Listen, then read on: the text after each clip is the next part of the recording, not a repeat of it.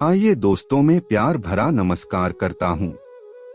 दोस्तों, मैं आपसे बोलता हूँ कि इस वीडियो को अधूरा मत छोड़ना, आपको पाप लग सकता है। क्योंकि आज हम जानने वाले हैं गरुड़ पुराण के अनुसार मृत्यु के अंतिम समय में मनुष्य को क्या क्या दिखाई देता है। दोस्तों, यह बात जानना हमारे लिए बहुत जरूरी है, इसलिए बोल रहा हूं कि वीडियो पूरा देखना। दोस्तों, मृत्यु सत्य है, मृत्यु अटल है, मौत को कोई भी नहीं टाल सकता। धरती पर जन्म लेने वाले प्रत्येक मनुष्य की मौत निश्चित है। अर्थात दोस्तों, हम यह बोल सकते हैं, जिसने जन्म लिया है उसकी मृत्यु निश्चित है और मृत्यु के बाद पुनर्जन्म भी निश्चित है। अतः अपने अपरिहार्य कर्तव्य पालन में तुम्हें शोक नहीं करना चाहिए।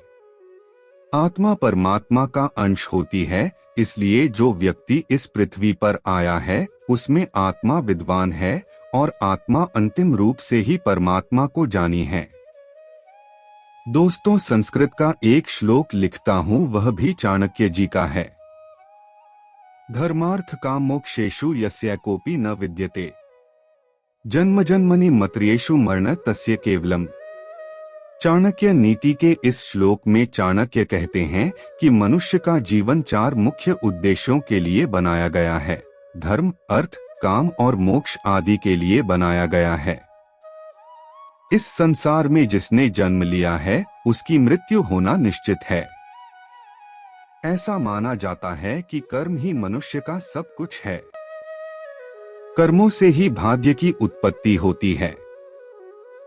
इसलिए जिस व्यक्ति ने जैसे कर्म किए होंगे उसके आधार पर ही उसे अगला जन्म मिलता है।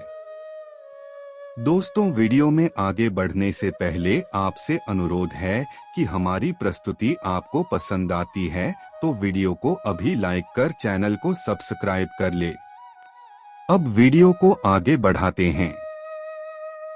दोस्तों, मृत्यु इस संसार का एक ऐसा सत्य है जिससे हर एक व्यक्ति को डर तो लगता है, लेकिन इसके बारे में लोग ज्यादा से ज्यादा जानने के बारे में उत्सुक रहते हैं। हर एक व्यक्ति बिना मौत को गले लगाए ही यह जानना चाहता है कि आखिर मृत्यु आने पर मनुष्य को क्या क्या महसूस होता है और उन्हें इस दौरान कैसा एहसास होता है। दोस्तों, गरुड़ पुराण एक महान धर्म ग्रंथ है जिसने जन्म से लेकर मृत्यु और मृत्यु के बाद का भी उल्लेख देखने को मिलता है। गरुड़ पुराण के अनुसार मृत्यु के कई महीने पहले ही मनुष्य को एहसास होने लगता है कि अब वह इस संसार को छोड़कर जाने वाला है।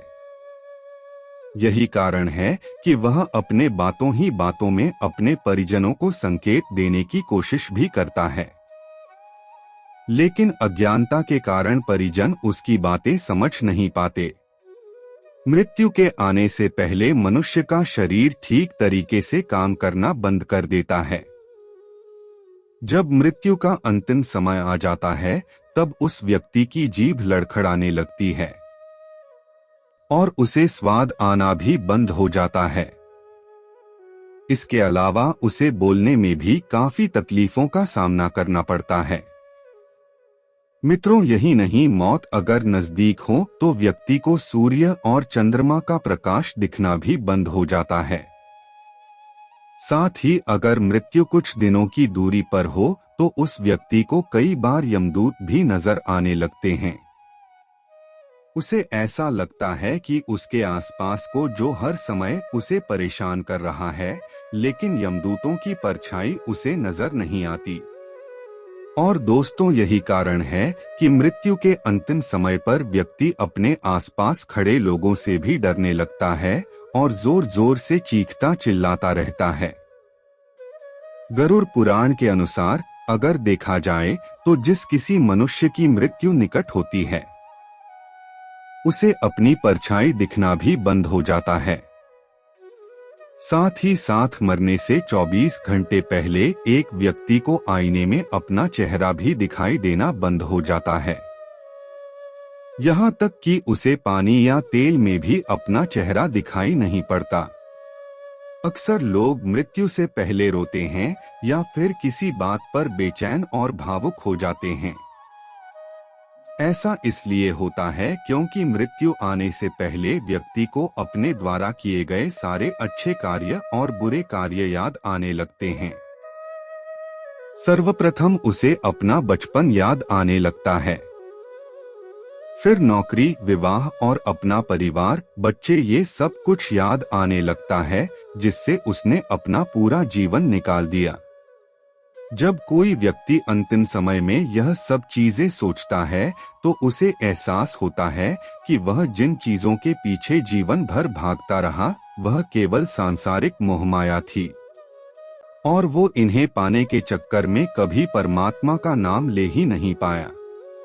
यह सोच सोचकर मनुष्य अंतिम समय में भावुक हो जाता है और अपने द्वारा किए गए कर्मों के लिए परमात्मा से माफी मांगने लगता है।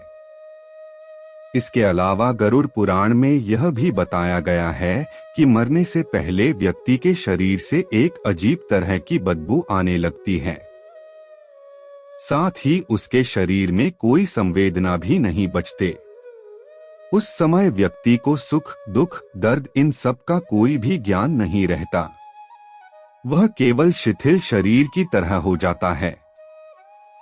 यह वही समय होता है जब मनुष्य का शरीर तो साथ छोड़ देता है, लेकिन उसका दिमाग अभी भी बार बार उसे भूतकाल के बारे में सोचने को मजबूर करता रहता है, जहां उसने कई तरह के अच्छे और बुरे कर्म किए होते हैं।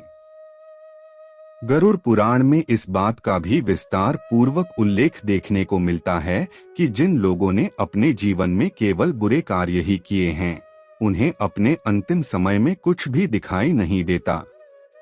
उसे उसके आसपास बैठे हुए लोग भी दिखाई नहीं देते और इस दौरान अगर वह व्यक्ति गलती से भी आईना देख लेता है तो उसे अपना चेहरा काफी विकृत दिखाई देता है। वहीं दूसरी ओर जिन लोगों ने अपने जीवन में अच्छे कार्य किए होते हैं, प्रभु के नाम लिए होते हैं, दान पुण्य जैसे सत्कर्म किए होते हैं, उन्हें मृत्यु के समय एक दृश्य प्रकाश दिखाई देता है और ऐसे लोगों को मृत्यु के समय कोई भी कष्ट नहीं होता। ये सीधे भगवान के चरणों में चले जाते हैं और मुक्ति को प्राप्त कर लेते हैं।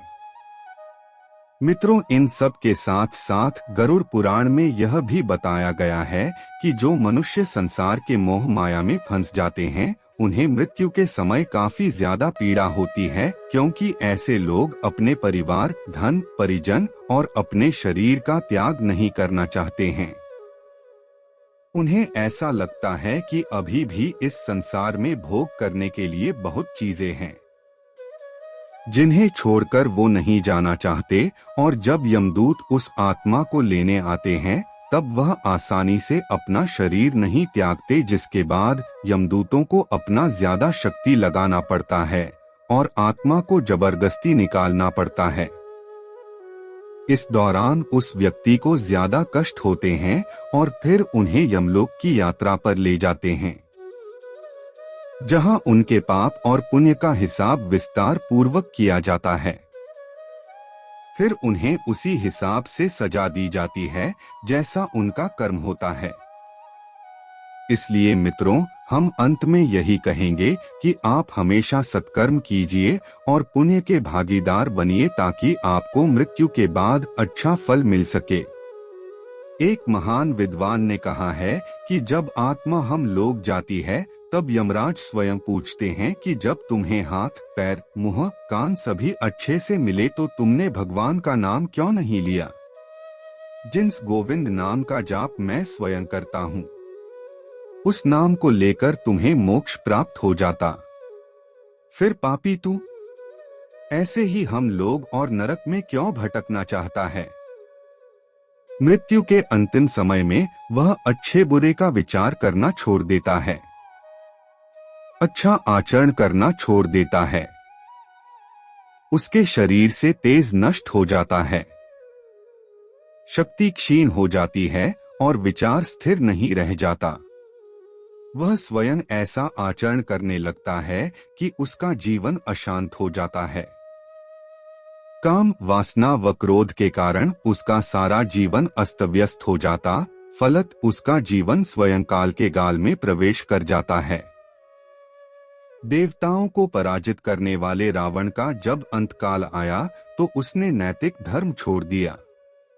उसका बल नष्ट हो गया, बुद्धि व विचार क्षीण हो गए और वह काल के चंगुल में फंस गया। परमात्मा किसी के नाश का भागीदार नहीं बनता।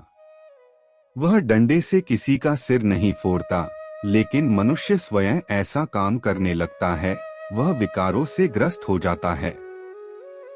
यदि मनुष्य निर्मल मन से परमात्मा को स्वयं को समर्पित कर दे तो बात बनते देर नहीं लगती। श्री राम ने तो स्वयं कहा है कि मेरे लिए सबसे प्रिय वही भक्त है जो छल छिद्र और कपट से दूर है।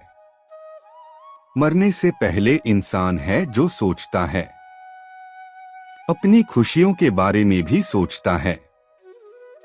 वह सोचता है कि काश थोड़ा समय होता तो जिंदगी के हर पल को खुशी से जी लिया होता।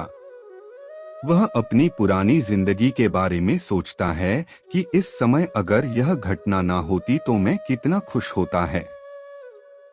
व्यक्ति की मृत्यु से ठीक 40 सेकंड पहले एक अद्भुत घटना होती है। उस समय व्यक्ति के सामने उसके कई जन्मों की तस्वीरें तेजी से उसके आगे से गुजरती हैं। धर्म ग्रंथों में मुख्य रूप से 2 प्रकार की मृत्यु बताई गई है, प्राकृतिक और अप्राकृतिक। किसी रोग के होने, वृद्धावस्था को प्राप्त होने, शरीर को आत्मा द्वार त्याग दिया जाना प्राकृतिक मृत्यु है। मौत एक सच्चाई है जिसे हम कभी नकार नहीं सकते। धरती पर जन्मे उसे एक दिन छोड़ना ही होगा और कोई भी मृत्यु की भविष्यवाणी नहीं कर सकता। लेकिन प्रकृति मनुष्य को कुछ ऐसे संकेत देती है जिससे हम मृत्यु की भविष्यवाणी कर सकते हैं। तो आइए जानते हैं कहाँ है वह राशि जिससे आप अपने अंतिम समय के बारे में जान सकते हैं। विज्ञान आज मृत्यु और उसकी स्थिति पर ध्यान केंद्रित करता प्रतीत होता है, लेकिन हमारे पुराणों में मृत्यु से जुड़े लगभग हर रहस्य का खुलासा किया गया है।